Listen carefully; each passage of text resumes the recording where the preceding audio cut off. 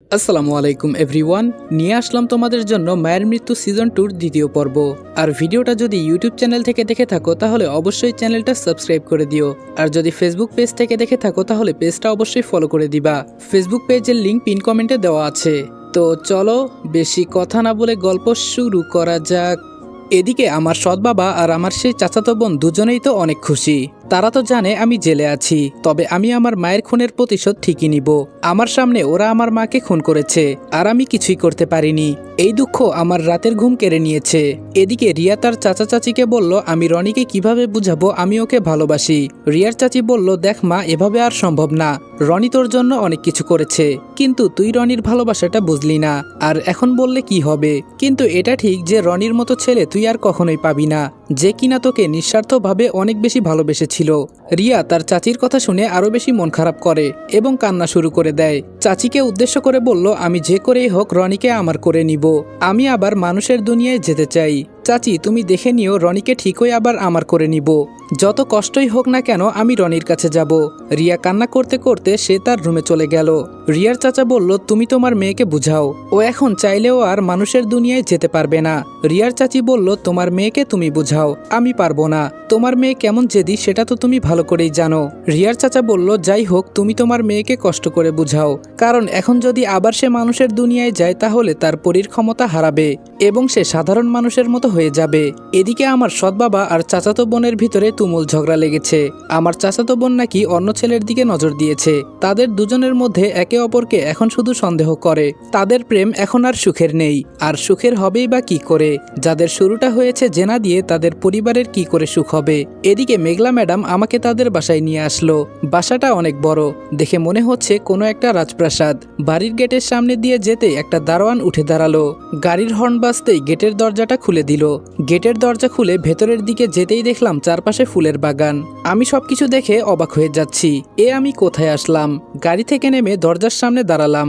মেঘলা madam calling bell দিল। Calling bell বাজার সাথে সাথেই কাজের বুয়া দরজাটা খুলে দিল। সামনে পা দিয়ে ঘরের ভেতরে ঢুকতেই কাজের বুয়া আমার দিকে হা করে তাকিয়ে আছে। আর আমি ভেতরে ঢুকে আরো বেশি অবাক হয়ে গেলাম। এটা কোনো রাজপ্রাসাদের চেয়ে কম না। মেঘলা ম্যাডাম তার আম্মুকে ডাকতে লাগলো। মেঘলা ম্যাডামের চিৎকার শুনে পাশের রুম থেকে ম্যাডামের আম্মু আসলো। এসে আমাকে দেখে তো একদৃষ্টিতে তাকিয়ে আছে, আর চোখ দিয়ে অঝরে শুধু পানি পড়ছে। আমি শুধু মনে মনে ভাবছি জানি না কেন মেঘলা ম্যাডামের আম্মু কান্না করছে, তবে দেখতে আমার অনেক খারাপ লাগতেছে। ওনার চোখের এমন কান্না দেখে আমারও কান্না পেল। নিজের অজান্তেই চোখ জোড়া অশ্রুতে ভিজে গেল।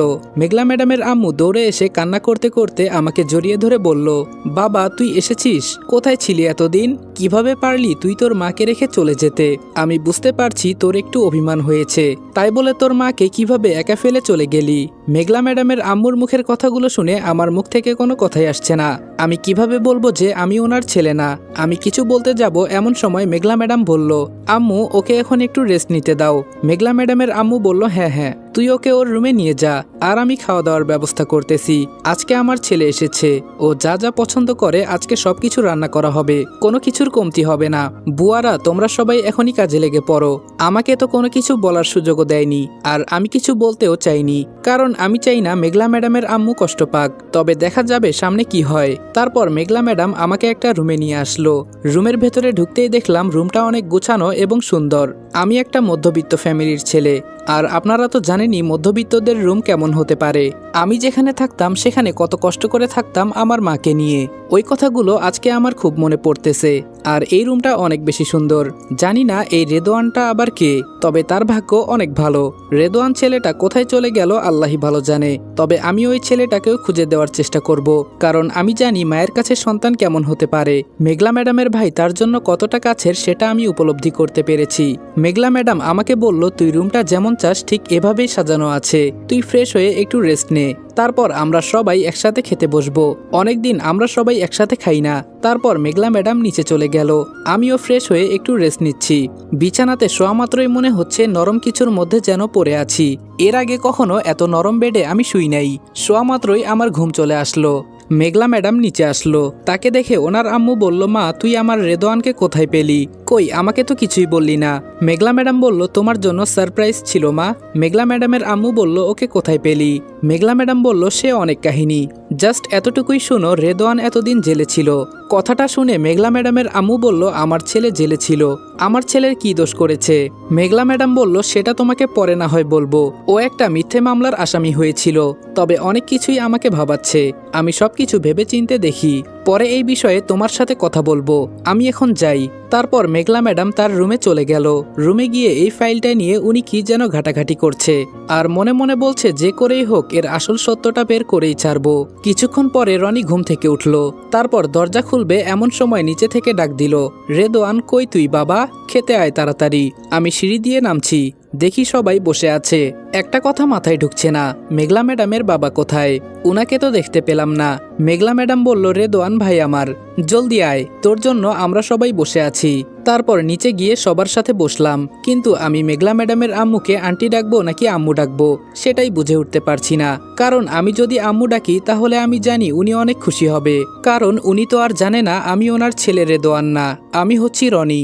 আবার আন্টিও ডাকছি না, কারণ আমি জানি ডাকলে এখানে অনেক কথা হবে আর উনিও কষ্ট পাবে। আমি চাই না উনি কষ্ট পাক। মা হারানোর ব্যথা আমি বুঝি। উনাকে আম্মু ডাকলে আমার তো কোনো ক্ষতি নেই। আর সব থেকে বড় কথা হলো, মা তো মাই, মার সাথে কারো তুলনা হয় না। খাবারের টেবিলে বসার সাথে সাথে আমার সামনে একটা প্লেট দিল। প্লেটের মধ্যে কি নেই? মাছ, গরুর মাংস, শাকসবজি, চিংড়ি মাছ, এক কথায় সব রকমের রান্না করা হয়েছে আমার জন্য। আমি এত কিছু কি করে খাবো? কিন্তু এতগুলো খাবার এভাবে আমি কখনো দেখি নাই। আমার খুব লোভ হচ্ছে, ইচ্ছে করছে সবগুলো যেন এখনই খেয়ে ফেলি, কিন্তু আমি জানি এতগুলো খাবার কখনোই খাওয়া সম্ভব না। আমি বললাম, আম্মু তুমি বসো না, তুমিও খাও, সবাই একসাথেই খাবো। আমি হাত দিয়ে যখন ভাত খেতে যাব, সাথে সাথে আমার হাতটা জ্বলে উঠলো। আমি হাত দিয়ে খেতে পারছি না। আম্মু বলল, তোর হাতে কি হয়েছে? আমি বললাম, কিছু না আম্মু, এমনি একটু ফসকা পড়েছিল। কারণ আমি যখন জেলে ছিলাম তখন ওইখানে কাজ করা লাগতো, যে কাজগুলো আমি কখনো আগে করিনি। ওইগুলো করতে গেলে আমার অনেক কষ্ট হতো। কথাগুলো মনে মনে ফিসফিস করে বলছি। এর মধ্যে মেঘলা ম্যাডাম বলল, এই ভাই তুই আমাকে আগে বলবি না? তাহলে তোকে আমি ডাক্তার দেখিয়ে নিয়ে আসতাম। আমি একটু পরে ডাক্তারকে কল করে দিব, উনি এসে তোকে দেখবে। আমি বললাম, আরে না ম্যাডাম, লাগবে না। মেঘলা ম্যাডামকে আমি যখন ওই ম্যাডাম বললাম, আম্মু বলল, কিরে তুই ওকে ম্যাডাম কেন বলতেছিস? আমি এবার একটু চমকে উঠলাম আর বললাম, ভুলে মুখ দিয়ে চলে এসেছে। তারপর আমি আবার বলে উঠলাম, আপু লাগবে না, এই সামান্য ফসকার জন্য কি ডাক্তার লাগে? তাও আবার বাড়িতে আসবে, কতগুলো টাকা চলে যাবে। মেঘলা ম্যাডাম বলল, কি বলছিস এসব? আমাদের যত সম্পত্তি আছে সবই তো তোর, টাকার জন্য কি তোর চিন্তা করা লাগে? বাবা তো দেশের বাইরে আছে, তোকে পাওয়া গেছে এই কথা শুনতে পেরে অনেক খুশি হয়েছে, আর বলেছে আগামী সপ্তাহে ফ্লাইট কেটে তোকে দেখতে আসবে। এবার আমি বুঝতে পারলাম রিয়া ম্যাডামের আব্বু দেশে থাকে না। এদিকে আমি তো খেতে পারছি না। এটা দেখে রিয়া ম্যাডামের আম্মু বলল, এদিকে আয় বাবা, আমি তোকে খাইয়ে দেই। মনে মনে ভাবছি, মায়ের হাতে কতদিন খাই না। যখন ওই আমার মুখের সামনে একটা লোকমা তুলে দিল, আমার চোখ দিয়ে সাথে সাথে পানি পড়তে শুরু করেছে। মায়ের হাতে কতদিন হলো খাই না। আজকে সত্যি আমি অনেক খুশি। আমি খুব তৃপ্তি নিয়ে খাবারগুলো খাচ্ছি। সত্যি বলতে মায়ের হাতে খেতে অনেক বেশি স্বাদ লাগে। ভালো খাবার দাবারের প্রয়োজন হয় না। যদি ডাল ভাতও হয় আর সেটা যদি খাওয়ানো হয় মায়ের হাতে, তাহলে সেটা হচ্ছে পৃথিবীর সর্বোচ্চ স্বাদওয়ালা খাবার। কথাগুলো শুধু মনে মনে ভাবছি আর মায়ের কথা চিন্তা করতে করতে চোখ দিয়ে পানি পড়তেছে। তখন আম্মু বলল, কিরে বাবা তুই কান্না করছিস কেন? আমি বললাম, ও কিছু না আম্মু, এমনি। সবগুলো খাবার শেষ করে আম্মু আমার মুখে হাত দিয়ে মুছে দিল আর বলল, দেখ বাবা, আর কখনো এভাবে যাবি না। যতই রাগ অভিমান হোক না কেন, আমাদের ছেড়ে আর কখনোই তুই যাস না। কেননা তোর মা কিন্তু অনেক কান্না করেছিল, আমি অনেক অপেক্ষা করেছি। আমি তখন বললাম, ঠিক আছে আম্মু, আর কখনোই যাব না। মেঘলা ম্যাডাম বলল, ভাই তুই রুমে যা, আমি ডক্টরকে কল দিচ্ছি। আমি আর কিছুই বললাম না। মেঘলা ম্যাডামকে বললাম, ঠিক আছে আপু, আমি রুমে যাচ্ছি। রুমে এসে আমি ভাবতে থাকলাম, আমি এখন কি করব? আমাকে তো সত্যি ওনারা রেদোয়ান মনে করতেছে। এখানে আমার এখন কি করা উচিত? এদিকে আমার মায়ের মৃত্যুর প্রতিশোধ আমাকে যে করেই হোক নিতে হবে, তা না হলে আমার রুহ কখনো শান্তি পাবে না। অন্যদিকে এই রেদোয়ানকেও খোঁজা লাগবে, কোথায় আছে আর কেনই বা চলে গিয়েছে।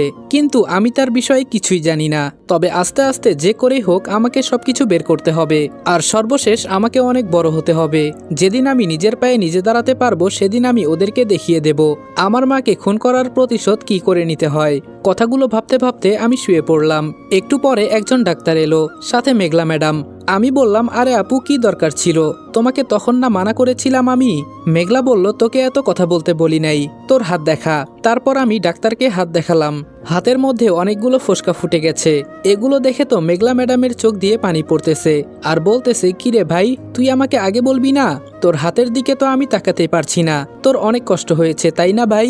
আমি বললাম, আরে আপু তেমন কিছু না, এটা তো সামান্য, এর থেকেও বড় কষ্ট আমি সহ্য করে এসেছি, এটা তো কিছুই না।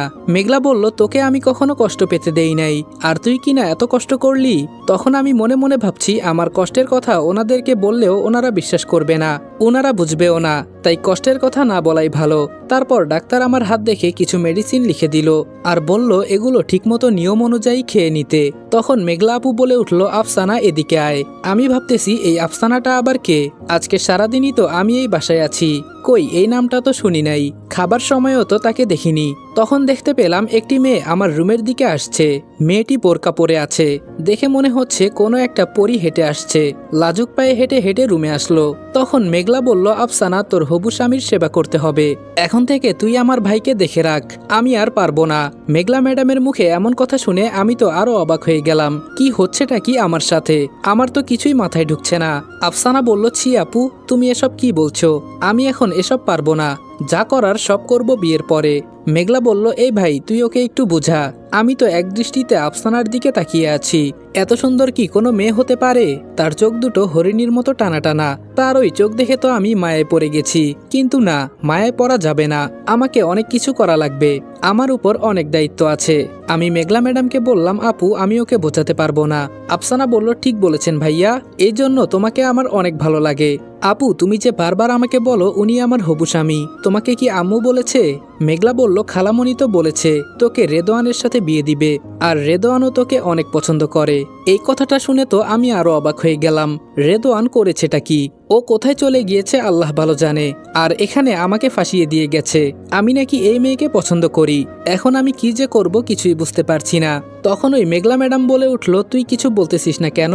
তুই যে ওকে পছন্দ করিস, ভালোবাসিস, এটা এখন বল। আমি বললাম, আরে আপু বাদ দাও না এসব। আফসানা বলল, আচ্ছা আমি ওষুধ খাইয়ে দিতে পারবো, যতটুকু সেবা করা লাগবে ততটুকু আমি করব। মেঘলা বলল, এখন কিভাবে রাজি হলি? তুই তো কোনো পরপুরুষের সামনে যাস না, তুই তো পর্দা করিস। আফসানা মনে মনে ভাবছে, রেদওয়ান ভাইয়া যে পরিমাণে রাগী, আমি যদি এখন না করি আমার অবস্থা শেষ। মেঘলা বলল, আচ্ছা ঠিক আছে, যেহেতু দায়িত্ব নিয়েছিস তাহলে এটা তুই পালন করবি। এদিকে ডাক্তার সাহেব চলে গেল, সাথে সাথে একটা কাজের লোকও পাঠিয়ে দিয়েছে ওষুধগুলো নিয়ে আসার জন্য। তারপর যে যার রুমে চলে গেল। এদিকে রাত 10টায় হঠাৎ করে আমার রুমের দরজাটা কে জানি নক করলো। রেদওয়ান ভাইয়া বলে খুব মিষ্টি একটা কণ্ঠে একটা মেয়ে আমাকে ডাকছে।